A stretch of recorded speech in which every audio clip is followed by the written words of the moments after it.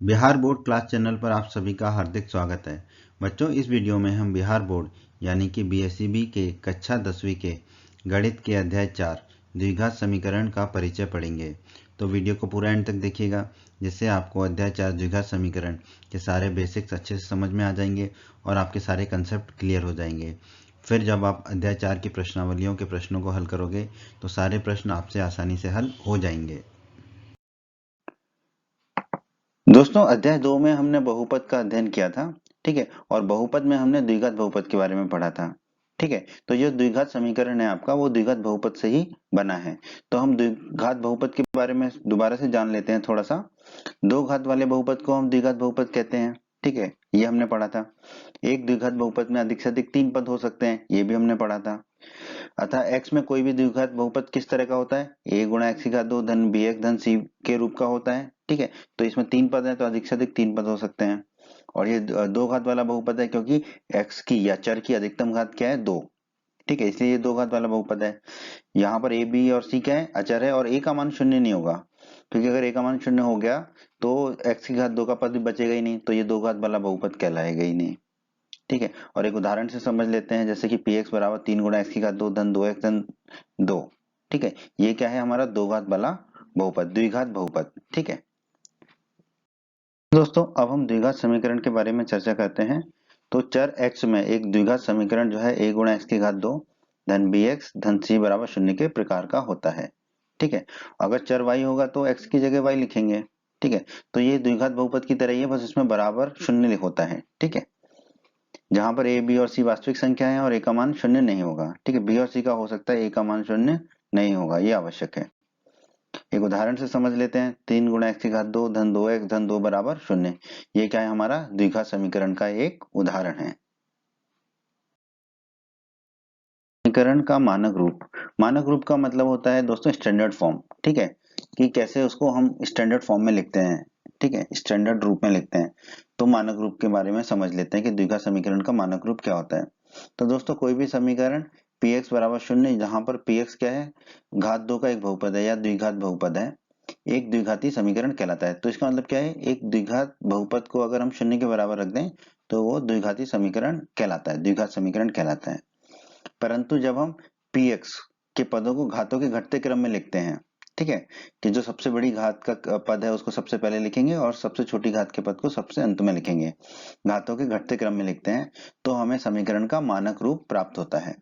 वो मानक रूप क्या है? जैसे कि जो द्विघात समीकरण है उसमें x की चर की सबसे बड़ी घात क्या होगी? 2, और सबसे छोटी घात क्या होगी? 0, अर्थात अचर। ठीक है, तो इसमें सबसे पहला पद हम लिखेंगे x की घात 2 वाला। ठीक है, फिर लिखेंगे x की घात 1 वाला पद, फिर लिखेंगे अचर को। ठीक है, तो इस तरह का जो रूप होता है उसको हम मानक रूप कहते हैं। ठीक है, तो जो मानक रूप होगा द्विघात समीकरण का वो किस तरह का होगा? a गुणा एक्स की घात 2 धन bx धन c बराबर 0। यहाँ पर एक शून्य नहीं है, ये तो बार बार कहा जाएगा। ठीक है, तो मानक रूप का मतलब होगा हम x के घातों के घटते क्रम में उसको लिखेंगे, चर की घातों के घटते क्रम में लिखेंगे। ठीक है दोस्तों। दोस्तों, कभी कभी हमें कुछ प्रश्न दिए जाते हैं जहां पर हमें कहा जाता है कि जांच कीजिए कि निम्न जो समीकरण है वह द्विघात समीकरण है या नहीं। ठीक है, प्रश्नावली 4.1 में आपको ऐसे प्रश्न दिए गए हैं। ठीक है, तो ऐसे प्रश्नों को हल करने के लिए क्या करते हैं? समीकरण को यह तय करने के लिए वह द्विघात है अथवा नहीं, हमें उसका सरलीकरण करना आवश्यक है। ठीक है, उसमें जैसे कोष्टक में गुणा हो रहा है, कुछ भाग है, तो हमें समीकरण को पहले सरल करना होता है। ठीक है, उसके सभी पदों को निकालना होता है। ठीक है, फिर सरल करने के बाद अगर समीकरण जो है a गुणा एक्स की घात 2 धन bx धन c बराबर 0 के प्रकार का है, अर्थात द्विघात समीकरण के मानक रूप का है। ठीक है, और वहां पर a b और c वास्तविक संख्या है और a का मान शून्य नहीं है, तो हम कह देंगे कि दिया गया समीकरण द्विघात समीकरण होगा। परंतु यदि समीकरण a गुणा एक्स की घात 2 धन bx धन c बराबर 0 के प्रकार का नहीं है, अर्थात द्विघात समीकरण के मानक रूप का नहीं है, तो फिर हम कह देंगे कि तब दिया गया समीकरण एक द्विघात समीकरण नहीं होगा। ठीक है, आइए अब इसको हम एक उदाहरण के माध्यम से और समझ लेते हैं। आइए एक उदाहरण ले लेते हैं कि जांच कीजिए क्या निम्न द्विघात समीकरण है अथवा नहीं। ठीक है, तो हमें एक समीकरण दे रखा है 2 गुणा एक्स माइनस 1 कोष्टक में x माइनस 3 बराबर x धन 5 गुणा x माइनस 1। ठीक है। तो पहले क्या करेंगे, हम इसका सरलीकरण करेंगे। कोष्टक खोलेंगे, 2x का गुणा x से करेंगे तो 2 गुणा x की घात 2, 2x का गुणा -3 से करेंगे तो -6x, -1 का गुणा x से करेंगे तो -x, -1 का गुणा -3 से करेंगे तो धन का 3, बराबर का चिन्ह लगा दिया। x का गुणा x से किया तो x की घात 2, x का गुणा -1 से किया तो -x, 5 का गुणा x से किया तो 5x, 5 का गुणा -1 से किया तो -5। ठीक है, थोड़ा सा हल कर लेते हैं। 2 गुणा x की घात 2 को तो वही लिखा हमने, -6x और -x कितना होगा, -7x। ठीक है, और फिर धन का 3 लिख दिया, x की घात बराबर x की घात 2 लिख दिया, -x और धन के 5x है तो 5x में से x जाएगा तो धन के 4x बचेंगे और -5 लिख लिया। ठीक है, अब क्या करेंगे, जितने भी पद हैं दाईं तरफ उनको बाईं तरफ ले आएंगे तो सबके चिन्ह बदल जाएंगे। तो देखिए 2 गुणा x की घात 2 -7x धन 3 तो वही हो गया, x की घात 2 बाईं तरफ गया तो -x की घात 2 हो गया, 4x बाईं तरफ गया तो -4x हो गया, -5 बाईं तरफ गया तो धन के 5 हो गया और बराबर 0 लिख दिया हमने। अब देखिए 2 गुणा x की घात 2 है और ये है -x की घात 2, तो कितना बचेगा, x की घात 2, ये -7x है, ये -4x है तो हो जाएगा -11x, ये धन का 3 और ये धन का 5 है तो हो जाएगा धन का 8 बराबर 0। अब ये किस रूप में है, ये मानक रूप में है द्विघात समीकरण के। a गुणा x की घात 2 धन bx धन c बराबर 0 के प्रकार का समीकरण है ये। ठीक है, x की घात 2 का पद है इसमें, a का मान 0 नहीं है तो a का मान कितना है यहाँ पर 1 है। ठीक है, तो ये हमारा a गुणा x की घात 2 धन bx धन c बराबर 0 के रूप का है। ठीक है, तो इसका मतलब क्या हुआ कि ये जो दिया गया समीकरण है ये क्या है, एक द्विघात समीकरण है। तो इसी तरह से हमें प्रश्नों को हल करना है इस तरह के। आइए दोस्तों, अब हम चर्चा कर लेते हैं द्विघात समीकरण के मूल की। तो दोस्तों, जो द्विघात समीकरण का मूल होता है और हल होता है वो एक ही चीज होती है। ठीक है, कभी हम उसे मूल कहते हैं, कभी हम उसे हल कहते हैं। तो एक वास्तविक संख्या अल्फा, ठीक है, कोई भी वास्तविक संख्या जिसे अभी हम अल्फा कह रहे हैं, द्विघात समीकरण का मूल कहलाता है। कब, जब वो समीकरण a गुणा अल्फा की घात 2 धन b अल्फा धन c बराबर 0 हो। अर्थात किसी भी वास्तविक संख्या को अगर हम चर की जगह रख दें, जैसे कि चर यहाँ पर x है, ठीक है, द्विघात समीकरण में चर की जगह रख दें और फिर वो जो द्विघात समीकरण है 0 के बराबर हो जाए तो वो वास्तविक संख्या उस द्विघात समीकरण का मूल कहलाती है। ठीक है, या हल, मूल और हल एक ही चीज है। हम यह भी कह सकते हैं x बराबर अल्फा द्विघात समीकरण का एक हल है। ठीक है, तो x बराबर अल्फा द्विघात समीकरण का एक हल या मूल है। कब, जब x की जगह अल्फा रखने पर द्विघात समीकरण 0 के बराबर हो जाता है। ठीक है, अल्फा द्विघात समीकरण को संतुष्ट करता है, मतलब वही है कि x की जगह, चर की जगह अल्फा रख दें तो द्विघात समीकरण 0 हो जाता है, इसका मतलब वो उसको संतुष्ट करता है। ठीक है, द्विघात बहुपद, द्विघात बहुपद हमने पढ़ा था a गुणा x की घात 2 धन bx धन c, बस बराबर 0 नहीं लिखा। ठीक है, बराबर 0 लिख देंगे तो द्विघात समीकरण हो जाएगा। ठीक है, तो साधारण सा अंतर है द्विघात बहुपद और द्विघात समीकरण में। द्विघात बहुपद में बराबर 0 नहीं लिखते हैं, द्विघात समीकरण में बराबर 0 कर देते हैं। ठीक है, अब देखिए द्विघात बहुपद के शून्यक और द्विघात समीकरण के मूल एक ही होते हैं। ठीक है, तो याद रखिएगा कि द्विघात समीकरण, द्विघात बहुपद की जो शून्य निकालने का तरीका था वही तरीका होगा हमारा द्विघात समीकरण के मूल निकालने का। ठीक है, तो अगर कभी हमसे कहा जाए कि द्विघात बहुपद के शून्य हमें दिए गए हैं तो वही द्विघात समीकरण के मूल भी होंगे और मूल का मतलब ही हल होता है। ठीक है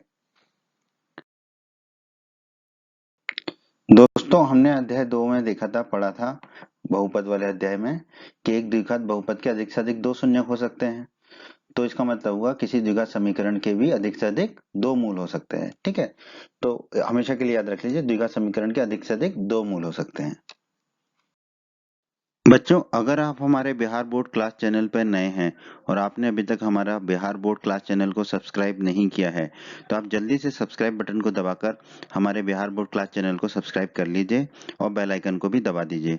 इससे आपको क्या फायदा होगा कि जब भी हमारे चैनल पे कोई भी नया वीडियो आएगा तो उसका नोटिफिकेशन सबसे पहले आपको मिलेगा और जब भी आप यूट्यूब पर कोई वीडियो सर्च करेंगे तो हमारा बिहार बोर्ड के वीडियोस आपको सर्च में ऊपर नजर आने लगेंगे। बच्चों, इस अध्याय के बाकी अन्य सभी वीडियोस को देखने के लिए आप कभी भी आई बटन पर क्लिक कर सकते हैं। आई बटन पर क्लिक करने से आपको इस अध्याय के सभी वीडियोस के लिंक मिल जाएंगे। गुणनखंडों द्वारा द्विघात समीकरण का हल। दोस्तों, द्विघात समीकरण को हल करने के 3 तरीके हैं। एक है गुणनखंड विधि द्वारा, दूसरा है द्विघात समीकरण को पूर्ण वर्ग बनाकर और तीसरा है द्विघाती सूत्र द्वारा। ठीक है, इसमें से सबसे आसान होता है द्विघाती सूत्र वाला, पर कभी कभी गुणनखंड विधि द्वारा भी आसानी से हो जाता है, द्विघात समीकरण का हल निकल आता है। ठीक है, पूर्ण वर्ग बनाकर करना थोड़ा सा मुश्किल होता है, इसलिए जब तक नहीं कहा जाएगा हम तब तक हम पूर्ण वर्ग विधि का उपयोग नहीं करेंगे। तो अभी हम समझ लेते हैं कि गुणनखंड विधि क्या है द्विघात समीकरण को हल करने की। ठीक है, तो कोई भी द्विघात समीकरण का मानक रूप इस प्रकार का होता है, 1 गुणा x की घात 2 धन bx धन c बराबर 0। तो इसको हम किस तरह से लिख लेंगे, x माइनस अल्फा और x माइनस बीटा के गुणनफल के रूप में। ठीक है, बराबर 0। तो इसका मतलब क्या होगा, हमें इसको इस रूप में लाना होगा, इसको लाने की विधि अभी हम देखेंगे।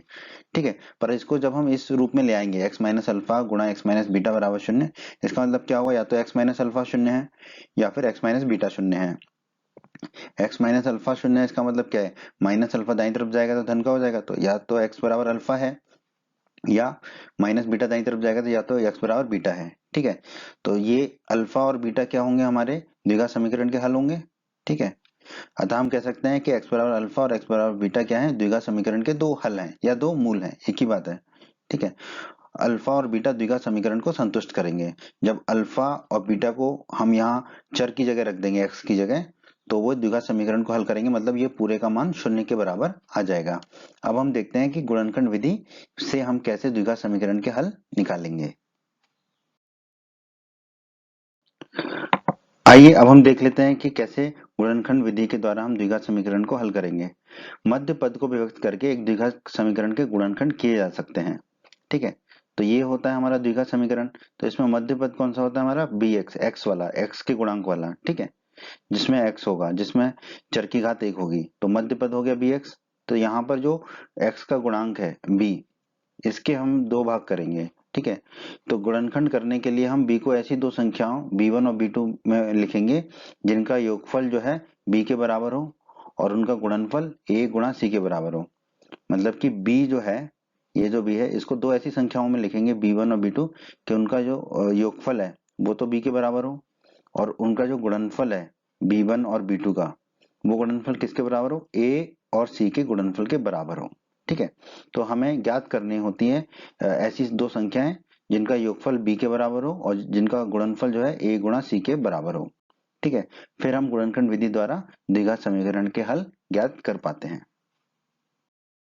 आइए एक उदाहरण द्वारा समझ लेते हैं कि गुणनखंड विधि का इस्तेमाल हम कैसे करते हैं। ठीक है, कैसे गुणनखंड विधि से हल ज्ञात करते हैं। हल और मूल एक ही बात होती है। ठीक है, तो हमें एक समीकरण दे रखा है, द्विघात समीकरण x की घात 2 माइनस 3x माइनस 10 बराबर 0। हम मानक समीकरण लिख लेंगे, a गुणा x की घात 2 धन bx धन c बराबर 0। अब दोनों समीकरणों की तुलना करेंगे, तो x की घात 2 का गुणांक कितना है यहाँ पर 1, तो a बराबर कितना हो जाएगा हमारा 1। ठीक है, अब माइनस 3x है, x का गुणांक कितना है -3, तो b बराबर कितना हो जाएगा हमारा -3। ठीक है, फिर है ये -10, तो अचर राशि है -10, यहाँ पर अचर राशि है c, तो c बराबर हो जाएगा -10। ठीक है, अब यहाँ पर हम थोड़ा सा रफ कार्य कर लेते हैं, ये रफ कार्य के लिए है। ठीक है, a गुणा c निकालते हैं, a है 1, c है -10, तो 1 गुणा -10 लिख दिया। 1 गुणा -10 कितना होगा, -10, a c हो गया हमारा -10। अब जो b है हमारा, ठीक है, b को हमें ऐसी दो संख्याओं के रूप में लिखना है जिनका योगफल तो -3 हो और गुणनफल जो है -10 हो। इसके लिए हमें क्या करना होता है, 10 को दो संख्याओं के गुणनफल के रूप में लिखेंगे।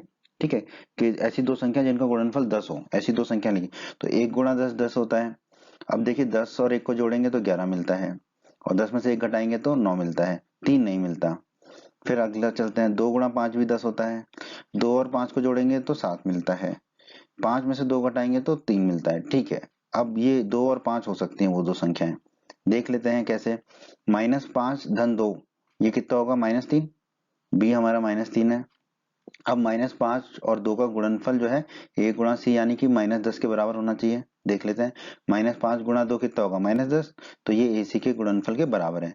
तो हमें दो संख्याएं मिल गई, -5 और 2, जिसको हम -3 के बराबर लिख सकते हैं, जो कि हमारा b है। अब हम चलते हैं हमारे द्विघात समीकरण में, x की घात 2 को तो वही लिख दिया हमने। अब -3x को हम क्या लिख देंगे, -5x धन 2x, तो हमने लिख दिया -5x धन 2x। फिर -10 बराबर 0 को वैसे की वैसे ही लिख दिया। अब शुरू के दो पदों में जो भी कॉमन आता है वो ले लेंगे, यहाँ पर x कॉमन आ रहा है तो x ले लेंगे।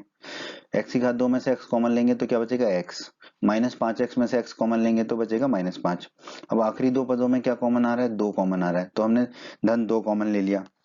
2x में से 2 कॉमन लिया तो x बचा, -10 में से 2 कॉमन लिया तो -5 बचा। और हमें कोशिश करनी होती है कि जो पहले कोष्टक में आया वही दूसरे कोष्टक में आया, वही लाना ही होता है हमको, ठीक है, गुणनखंड विधि में। ठीक है, अब दोनों में x-5 आ गया, तो x-5 लिख लिया हमने। दूसरे कोष्टक में क्या आ जाएगा, x धन 2, x धन 2 बराबर 0। इसका मतलब क्या हुआ, इसका तात्पर्य क्या हुआ, या तो x-5 शून्य है या फिर x धन 2 शून्य है। अगर x-5 शून्य है तो -5 को दाईं तरफ ले जाएंगे तो धन का हो जाएगा, तो x बराबर 5 हो जाएगा। और यदि x धन 2 शून्य है, ठीक है, तो 2 को दाईं तरफ ले जाएंगे तो ऋण का हो जाएगा, तो x बराबर -2 हो जाएगा। तो यही हमारा उत्तर होगा इस प्रश्न का। इसके मूल या हल क्या होंगे, x बराबर 5 या x बराबर -2। दोस्तों, जैसा कि अभी हमने बताया था कि द्विघात समीकरण को हल करने की दूसरी विधि है द्विघात समीकरण का पूर्ण वर्ग बनाकर हल करना। ठीक है, ये विधि का प्रयोग बस हमें तभी करना है जब इस विधि से हमें प्रश्न को हल करने को कहा जाए, अन्यथा इस विधि का प्रयोग हम नहीं करेंगे। ठीक है, ये है हमारा मानक रूप द्विघात समीकरण का, a गुणा एक्स की घात 2 धन bx धन c बराबर 0। ठीक है, तो इसको पूर्ण वर्ग बनाकर कैसे हल करते हैं उसको समझ लेते हैं। जो भी x की घात 2 का गुणांक कितना है यहाँ पर a, ठीक है, तो दोनों तरफ a का भाग देंगे। ठीक है, ठीक है, तो a का मतलब होता है x की घात 2 का जो भी गुणांक है। अगर 1 है यहाँ पर तो फिर कुछ भी भाग देने की जरूरत नहीं पड़ेगी। अगर अगर आपका समीकरण x की घात 2 से शुरू हो रहा है तो फिर किसी भी चीज की भाग देने की जरूरत नहीं पड़ेगी। परंतु अगर यहाँ पर कुछ भी है 2 3 4 5 तो फिर उसका भाग देंगे हम सभी पदों में। ठीक है, तो ये हो जाएगा a बटा ए गुणा एक्स की घात 2 धन b बटा ए गुणा एक्स धन c बटा ए बराबर 0 बटा ए। ठीक है, a बटा ए कट जाएगा आपस में, तो बचेगा एक्स की घात 2 धन b बटा ए एक्स धन c बटा ए बराबर 0 के बटे में कुछ भी हो तो 0 ही मिलेगा। अब हम क्या करेंगे, जो भी x का गुणांक आएगा उसका आधा। ठीक है, तो अभी x का गुणांक कितना है, b बटा ए, b बटा ए का आधा क्या होगा, b बटा 2a, तो b बटा 2a का वर्ग को जोड़ेंगे और घटाएंगे। ठीक है, तो x की घात 2 लिख दिया हमने, धन b बटा ए एक्स लिख दिया, धन b बटा 2a के वर्ग को जोड़ दिया और b बटा 2a के वर्ग को घटा दिया। तो सेम वही चीज जोड़ी है वही घटाई है, तो कोई मतलब नहीं है, मतलब एक ही चीज है। ठीक है, कर सकते हैं हम ऐसा। ऐसा क्यों कर रहे हैं आपको समझ आएगा अभी। फिर धन c बटा ए लिख दिया बराबर 0। अब दोस्तों, हम बचपन से पढ़ते आ रहे हैं ए स्क्वायर धन 2ab धन बी स्क्वायर बराबर होता है ए धन बी का होल वर्ग। अब यहाँ पर देखिए जो शुरू के 3 पद हैं, एक्स की घात 2 धन बी बटा ए एक्स धन बी बटा 2a का होल वर्ग। ठीक है, ये इसी रूप का है, ए स्क्वायर धन 2ab धन बी स्क्वायर। ठीक है, जहां पर x है आपका a और b बटा 2a है आपका b। ठीक है, तो ये तीनों पदों का इस सूत्र से क्या हो जाएगा, x धन b बटा 2a का होल वर्ग। ठीक है, क्योंकि अब देखो x धन b बटा 2a का होल वर्ग को खोलोगे तो क्या आएगा, x का वर्ग। ठीक है, धन 2 गुणा x, दो 2a भी है ना, तो 2 गुणा x गुणा b बटा 2a, तो 2 से 2 कटेगा तो b बटा x आ जाएगा, धन बी स्क्वायर यानी कि बी बटा 2a का होल वर्ग, तो यही आ जाएगा आपका ना। तो इन शुरू के तीनों पदों को हम ये लिख सकते हैं, एक्स धन बी बटा 2a का होल वर्ग। इसीलिए इसको पूर्ण वर्ग कहते हैं हम ना, पूर्ण वर्ग बनाकर। तो हमने एक्स का जो पद है उसको पूर्ण वर्ग का पद बना लिया। ठीक है, तो अब इन तीनों पदों को हम लिख देंगे एक्स धन बी बटा 2a का होल वर्ग, फिर बाकी जो बचा उसको वैसे ही लिख दिया, बी बटा 2a का होल वर्ग धन सी बटा ए बराबर 0। ठीक है, तो जब b बटा 2a का होल वर्ग धन c बटा ए, इसको हम हल कर लेंगे, दाईं तरफ ले जाएंगे, फिर वर्गमूल ले लेंगे दोनों तरफ, फिर इसको हल कर लेंगे और x का मान ज्ञात कर लेंगे। ठीक है, आइए दोस्तों, अब एक उदाहरण के माध्यम से हम पूर्ण वर्ग बनाने की विधि को समझ लेते हैं। तो हमें एक द्विघात समीकरण दिया गया, हमें उसका हल या मूल निकालने हैं पूर्ण वर्ग बनाने की विधि द्वारा। ठीक है, तो क्या द्विघात समीकरण दे रखा है हमें, 2 गुणा एक्स की घात 2 माइनस 7x धन 3 बराबर 0। अब देखिए x की घात 2 का गुणांक कितना है, 2, इसका मतलब हमें दोनों तरफ 2 का भाग देना होगा। तो दोनों तरफ 2 का भाग देंगे तो 2 गुणा एक्स की घात 2 में 2 का भाग दिया तो एक्स की घात 2 बचा, माइनस 7x में 2 का भाग दिया तो माइनस 7/2x, धन 3 में 2 का भाग दिया तो धन 3/2 बराबर 0 में 2 का भाग देंगे तो 0 ही मिलेगा। अब x का गुणांक देखिए कितना है, 7/2, इसका आधा कितना होगा, 7/4। इसका मतलब 7/4 के वर्ग को हम जोड़ेंगे और घटाएंगे, एक्स की घात 2 माइनस 7/2x धन 7/4 का वर्ग माइनस 7/4 का वर्ग, 7/4 के वर्ग को जोड़ दिया और घटा दिया, धन 3/2 बराबर 0 लिख दिया। अब जो शुरू के 3 पद हैं, ठीक है, ये किस रूप के हो जाएंगे हमारे, अब देखो यहाँ पे माइनस है ना, तो माइनस 2ab वाला सूत्र लगेगा, तो x माइनस 7/4 का होल वर्ग हो जाएगा ये। तो ये हो जाएगा x माइनस 7/4 का होल वर्ग, और बाकी पद वैसे की वैसे रहेंगे, माइनस 7/4 का वर्ग धन 3/2। ठीक है, अब x माइनस 7/4 का होल वर्ग को तो वही लिखा, 7/4 का होल वर्ग क्या होगा, 7 का वर्ग होगा 49 और 4 का वर्ग होगा 16, तो 49/16 धन 3/2 बराबर 0, वैसे की वैसे ही लिख दिया। अब माइनस 49/16 धन 3/2 को दाईं तरफ ले जाएंगे तो उनके चिन्ह बदल जाएंगे, तो माइनस 49/16 हो जाएगा 49/16, और धन के 3/2 हो जाएगा माइनस 3/2। अब नीचे कॉमन क्या आ जाएगा दोनों में, दाईं तरफ 16। ठीक है, तो यहाँ तो 49 ही रहेगा क्योंकि नीचे 16 है इसके, पर 3 के नीचे 2 था। ठीक है, तो इसको 2 को 16 बनाने के लिए कितने में गुणा करना पड़ेगा, 8 का, तो माइनस 3 गुणा 8 करना पड़ेगा हमको। ठीक है, अब इसको हल कर लेते हैं, 3 गुणा 8 कितना होगा, 24। तो ये हो जाएगा 49 माइनस 24/16, 49 में से 24 जाएंगे तो कितना बचेगा, 25। तो ये आ गया 25/16, तो x माइनस 7/4 का होल वर्ग आ गया 25/16। दोनों तरफ वर्गमूल ले लेंगे, तो यहाँ तो बचेगा x माइनस 7/4, यहाँ पे 25 का वर्गमूल होगा 5 और 16 का होगा 4, तो ये हो जाएगा 5/4, और वर्गमूल लिया तो प्लस माइनस का चिन्ह हम लगा देंगे, तो x माइनस 7/4 किसके बराबर आ जाएगा, प्लस माइनस 5/4 के। अब बहुत ही आसान है दोस्तों, x माइनस 7/4 आ गया हमारा प्लस माइनस 5/4 के बराबर। इसका मतलब क्या है, या तो x माइनस 7/4 5/4 के बराबर है धन के, या फिर x माइनस 7/4 बराबर है माइनस 5/4 के। दोनों को हल कर लेते हैं। अब ये माइनस 7/4 को हम दाईं तरफ ले जाते हैं तो धन का हो जाएगा, तो x बराबर क्या हो जाएगा, 7/4 धन 5/4। दोनों में 4 कॉमन है तो 4 कॉमन ले लेंगे, तो x बराबर होगा 7 धन 5/4। 7 धन 5 कितना होगा, 12, तो x बराबर होगा 12/4। 12 में 4 का भाग देंगे तो x बराबर 3 आ जाएगा हमारा। उसी प्रकार x माइनस 7/4 बराबर है माइनस 5/4। अब इसमें भी माइनस 7/4 को दाईं तरफ ले जाएंगे तो धन का 7/4 हो जाएगा, माइनस 5/4 पहले से ही है। इसमें भी 4 कॉमन आ जाएगा बट्टे में, 4 कॉमन ले लिया तो ये होगा 7 माइनस 5। 7 में से 5 गए तो बचे 2, तो x बराबर आ गया 2/4। ठीक है, ऊपर नीचे 2 का भाग देंगे तो x बराबर आ जाएगा 1/2। ठीक है, तो यही उत्तर होगा हमारा, यही मूल होंगे, x बराबर 3 और x बराबर 1/2। ठीक है, तो यही है हमारी पूर्ण वर्ग बनाने की विधि। द्विघाती सूत्र या क्वाड्रेटिक फॉर्मूला, ये तो बहुत ही महत्वपूर्ण है दोस्तों, तो जब ये सूत्र आ जाएगा तो आप जिंदगी भर के लिए उसको याद कर लीजिएगा। पर पहले सूत्र कैसे आया वो हम समझ लेते हैं। ठीक है, ये हमने मानक रूप लिख दिया द्विघाती समीकरण का। दोस्तों पूर्ण वर्ग बनाने की विधि में उदाहरण से पहले हम यहाँ तक पहुंच गए थे, x धन b/2a का होल वर्ग माइनस b/2a का होल वर्ग धन c/a बराबर 0। ठीक है, अब इसको हम आगे हल करते हैं, तो x धन b/2a का होल वर्ग तो हमने वही लिखा, माइनस b/2a का होल वर्ग धन c/a को हम दाईं तरफ ले जाते हैं तो दोनों के चिन्ह बदल जाएंगे, तो ये माइनस वाला हो जाएगा धन का b/2a का होल वर्ग, और धन का c/a हो जाएगा माइनस c/a। ठीक है, अब दाईं तरफ बाईं तरफ तो वही रखा, दाईं तरफ b/2a के होल वर्ग को खोल लेंगे तो b स्क्वायर हो जाएगा ऊपर, नीचे हो जाएगा 2 का वर्ग हो जाएगा 4, और a का वर्ग हो जाएगा a का वर्ग माइनस c/a। अब देखिए दोनों में नीचे क्या कॉमन आएगा, यहाँ पर a है और यहाँ पर 4 गुणा a का वर्ग है, तो 4 गुणा a का वर्ग आ जाएगा नीचे कॉमन। ठीक है, तो ये तो b का वर्ग ही रहेगा, माइनस ये c/a था।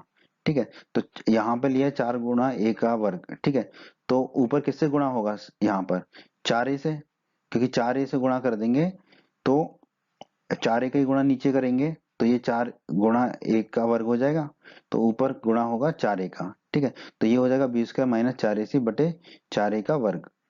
ठीक है, अब क्या करेंगे, दोनों तरफ वर्गमूल ले लेते हैं जैसे कि हमने उदाहरण में ही किया था, तो x धन b/2a क्या हो जाएगा, प्लस माइनस ये इस पूरे पे अंडर रूट लग जाएगा, पूरे पे अंडर रूट लगा दिया हमने। ठीक है, अब x धन b/2a कितना हो जाएगा, प्लस माइनस ऊपर तो जो रहा वही रहा, b उसका माइनस 4ac बट्टे में 4 गुणा a का वर्ग, ये कितना हो जाएगा, 2a का होल वर्ग। ठीक है, ये अभी हमने खोला था 2a का होल वर्ग को ही हमने 4 गुणा a का वर्ग किया था, तो 2 गुणा a का होल वर्ग कितना हो जाएगा, 4 गुणा a का वर्ग, तो 4 गुणा a के वर्ग को हमने लिख दिया 2 गुणा a के होल वर्ग के बराबर, 4 गुणा a के वर्ग को लिख दिया 2 गुणा a के होल वर्ग के पूरे के वर्ग के बराबर।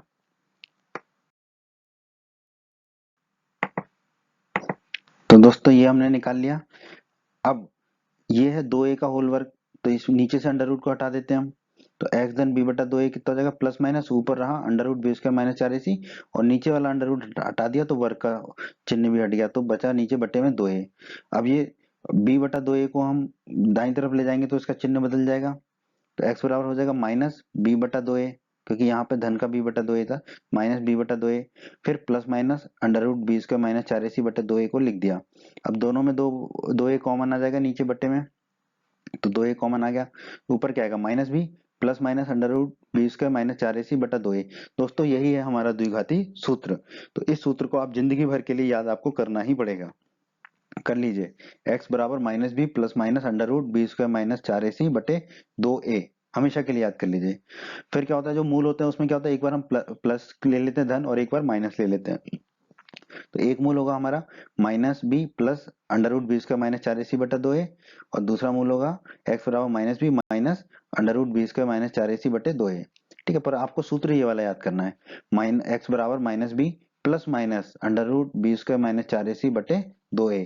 जिंदगी भर के लिए इस सूत्र को दोस्तों याद कर लीजिए आप। आइए दोस्तों एक उदाहरण के माध्यम से द्विघाती सूत्र का उपयोग करना सीखते हैं हम। ठीक है, हमें एक द्विघाती समीकरण दे रखा है, द्विघात समीकरण 2 गुणा एक्स की घात 2 माइनस 7x धन 3 बराबर 0। तो हमने मानक रूप में लिख लिया द्विघात समीकरण को। ठीक है, अब दोनों की तुलना कर लेंगे, तो x की घात 2 का गुणांक कितना है 2, तो a बराबर हो जाएगा 2। फिर है माइनस 7x, मतलब x का गुणांक है माइनस 7 तो b हो गया माइनस 7 धन 3, अचर राशि है 3 तो c हो जाएगा हमारा 3। ठीक है, अब द्विघाती सूत्र हम जानते हैं क्या होता है, x बराबर minus b plus minus under root b square minus 4ac बटा 2a। ए बी सी के मान रख देंगे तो x बराबर कितना हो जाएगा, माइनस का चिन्ह लगा देंगे, b है माइनस 7 तो हमने रख दिया माइनस 7, फिर प्लस माइनस फिर अंडर रूट के अंदर क्या बी स्क्वायर तो मतलब माइनस 7 का स्क्वायर माइनस 4ac तो माइनस 4 गुणा a की जगह रख दिया 2 गुणा c की जगह रख दिया 3 बटे में है 2a, 2 गुणा a की जगह रख दिया 2। इसको हल कर लेते हैं, ये देखो माइनस माइनस कटेगा तो ये 7 बचा, फिर प्लस माइनस का चिन्ह लगा दिया अंडर रूट ले लिया, 7 का वर्ग हो जाएगा 49, फिर माइनस का चिन्ह लगा दिया, 4 गुणा 2 8, 8 दिया 24 तो 24 लिख दिया, बटे में 2 गुणा 2 हो गया 4।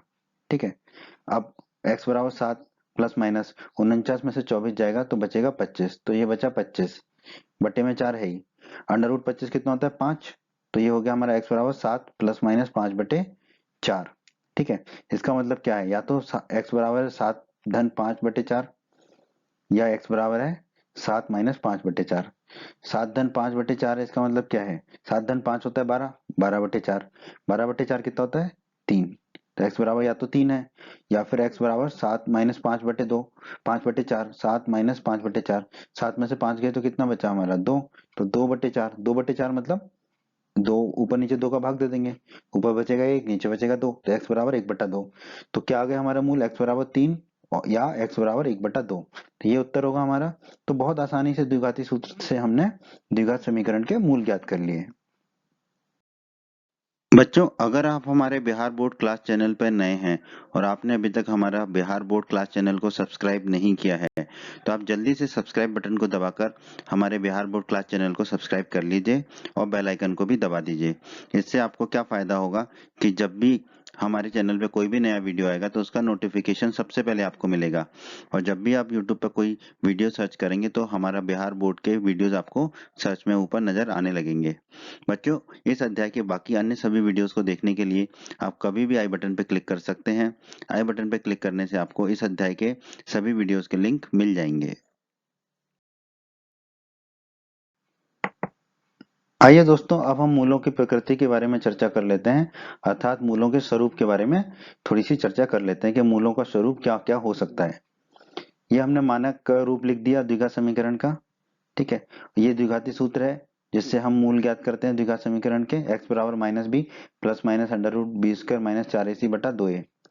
ठीक है, अब तीन संभावनाएं हैं, क्या है वो तीन संभावना, या तो बी स्क्वायर माइनस 4ac शून्य से अधिक होगा धनात्मक होगा, या बी स्क्वायर माइनस 4ac शून्य होगा, या फिर बी स्क्वायर माइनस 4ac ऋणात्मक होगा, शून्य से कम होगा। तो आइए अब हम तीनों संभावनाओं को देख लेते हैं। तो आइए दोस्तों हम पहली संभावना की चर्चा कर लेते हैं, जब बी स्क्वायर माइनस 4ac धनात्मक होगा, शून्य से अधिक होगा। ठीक है, तो ये शून्य से अधिक होगा तो अंडर रूट के अंदर कुछ ना कुछ मान निकल आएगा। अगर अंडर रूट के अंदर धनात्मक संख्या है तो वो अंडर रूट वास्तविक संख्या होती है। ठीक है, तो इसका मतलब क्या होगा कि हमें दो मूल मिलेंगे, minus b plus under root b square minus 4ac बटा 2a, और दूसरा मूल होगा हमारा x बराबर minus b minus under root b square minus 4ac बटा 2a। तो ये दोनों अलग अलग मूल हैं, तो हम क्या निष्कर्ष निकाल सकते हैं कि द्विघात समीकरण के दो भिन्न वास्तविक मूल होंगे। तो जब बी स्क्वायर माइनस 4ac धनात्मक होगा, शून्य से अधिक होगा, उस स्थिति में हमें दो भिन्न वास्तविक मूल प्राप्त होंगे। ठीक है, आइए दोस्तों अब हम दूसरी संभावना की चर्चा कर लेते हैं, जब बी स्क्वायर माइनस 4ac शून्य के बराबर होगा। तो देखिए, अगर बी स्क्वायर माइनस 4ac शून्य है तो अंडर रूट के अंदर शून्य होगा, मतलब कि ये शून्य हो जाएगा। तो x बराबर क्या हो जाएगा हमारा, माइनस बी धन शून्य बटे 2a। ठीक है, माइनस बी धन शून्य कितना होगा, माइनस बी, तो x बराबर आएगा माइनस बी बटे 2a। तो इससे क्या निष्कर्ष निकाल सकते हैं कि द्विघात समीकरण के दो बराबर वास्तविक मूल होंगे। ठीक है, और दोनों का मान क्या होगा, माइनस बी बटे 2a। दोनों मूल वास्तविक होंगे और बराबर होंगे, और उनका मान भी हम सीधे सीधे निकाल सकते हैं माइनस बी बटे 2a से। आइए दोस्तों अब हम अंतिम और तीसरी संभावना की चर्चा कर लेते हैं, जब बी स्क्वायर माइनस 4ac जो है वो ऋणात्मक होगा, अर्थात शून्य से कम होगा। अगर बी स्क्वायर माइनस 4ac ऋणात्मक है तो अंडर रूट के अंदर हमें ऋणात्मक मिलेगा, मूल में देखिए अंडर रूट के अंदर।